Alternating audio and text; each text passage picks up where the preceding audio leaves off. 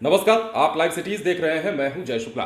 देखिए, राजधानी पटना में एक बड़ी घटना को अंजाम दिया गया है। दरअसल पूर्व सांसद के बेटे को निशाना बनाते हुए उनकी गाड़ी पर अंधाधुंध फायरिंग की गई है, जिसके बाद राजधानी में दहशत का माहौल कायम है, तो वहीं पुलिस की भी चिंता बढ़ गई है। दरअसल खबर की बात करें तो राजधानी पटना में पूर्व सांसद के बेटे की कार पर फायरिंग हुई है। फायरिंग की यह घटना पूर्व सांसद के बेटे रणधीर कुमार यादव पर हुई है। वो किसी तरह वाहन लेकर थाने पहुंचे और घटना की जानकारी पुलिस को दी। पहली दफा देखने पर पुलिस घटना के पीछे का कारण रोड रेज मान रही है। अन्य बिंदुओं पर छानबीन की जा रही है। फायरिंग की इस घटना में रणधीर बाल बाल बचे हैं, अन्यथा कुछ भी हो सकता था। उन्हीं को निशाना बना करके अपराधी जो है वो फायरिंग कर रहे थे और उन्हीं के ऊपर हमला करने का जो है उनका मकसद भी था और कारण भी यही था कि उनको जान से मारने की यहां पर कोशिश की गई है। हालांकि वो बाल बाल बच गए हैं, उनकी गाड़ी पर हमला हुआ है, लेकिन इस घटना के बाद काफी दहशत का माहौल भी है। दरअसल रणधीर बाद में थाने पहुंचे और घटना की जानकारी दी। रणधीर जब थाने पहुंचे थे तो उनकी कार छत विछत थी। कार जो है चकनाचूर हो जाने की स्थिति में हो गई थी, क्योंकि आप समझ सकते हैं गोलियों की बौछार उस कार पर हुई थी। सूचना मिलते ही पुलिस घटनास्थल पर पहुंची और मामले की छानबीन शुरू कर दी।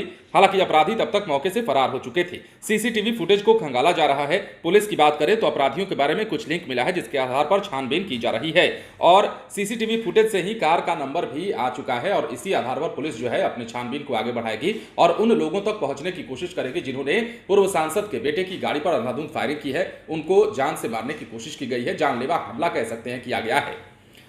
पूर्व सांसद के बेटे रणधीर ने बताया कि वो चालक इंद्रजीत के साथ जेपी गंगा पथ से गुजर रहे थे, तभी एक तेज रफ्तार कार उनकी गाड़ी से टकराते हुए बच गई। इसके बाद जब वो अटल पथ से घर जाने के लिए आगे बढ़े तो उसी कार ने उनकी गाड़ी को ओवरटेक किया और फिर रफ्तार धीमे कर पीछे हो गई। देखते ही देखते उस कार में सवार बदमाश जो है वो गोलियां बरसाने लगे। उनकी गाड़ी का पिछला शीशा क्षतिग्रस्त हो गया। बदमाशों ने गाड़ी पर 4-5 राउंड फायरिंग की है।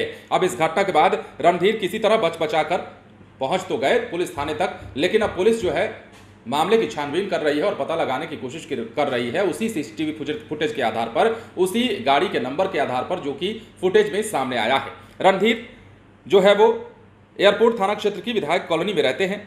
वो वैशाली जिले के महुआ स्थित ससुराल से घर लौटकर जा रहे थे, तभी इस घटना को अंजाम दिया गया है अपराधियों के द्वारा। और जब पटना के उस इलाके से वो गुजर रहे थे जिस इलाके पर हमेशा चहलकदमी रहती है, आना जाना लगा रहता है लोगों का, उस दौरान ही इस घटना को अंजाम दिया गया है और अपराधियों के द्वारा पूर्व सांसद के बेटे के ऊपर ताबड़तोड़ फायरिंग की गई है। इस घटना में वो बाल बाल इसलिए बचे हैं क्योंकि 4 से 5 राउंड जो फायरिंग की गई है उन्हीं को निशाना बनाते हुए किया गया है और अगर ये निशाना उनका सही बैठ जाता तो आज कुछ भी हो सकता था। पूर्व सांसद के बेटे जो रणधीर हैं उनकी जान भी जा सकती थी और जान लेने के उद्देश्य से ही उन पर यह हमला किया गया था। बहरहाल बड़ी खबर और बड़ी घटना राजधानी पटना में एक बार फिर से हुई है, जिसके बाद अब पुलिस का काम बढ़ गया है। पुलिस मामले की छानबीन कर रही है। सीसीटीवी फुटेज को खंगाला जा रहा है और पता लगाने की कोशिश की जा रही है कि आखिर इस तरह की घटना को अंजाम किसने दिया है। हालांकि पुलिस से जब पहली दफा बात की गई, जानने की कोशिश की गई, तो पुलिस का यह कहना है कि यह घटना रोड रेज का लगता है, यह मामला जो है रोड रेज का लगता है, इसलिए इन पर हमला किया गया होगा। बहरहाल देखना है कि पुलिस जब जांच कर लेती है तो मामला कहां पहुंचता है और क्या कुछ इस मामले में और भी निकलकर सामने आता है। बने रहे लाइव सिटीज के साथ। यदि अब तक आपने हमारे चैनल को सब्सक्राइब नहीं किया है तो सब्सक्राइब कर लीजिए ताकि हम आपको खबरों से अपडेट रख सकें। धन्यवाद।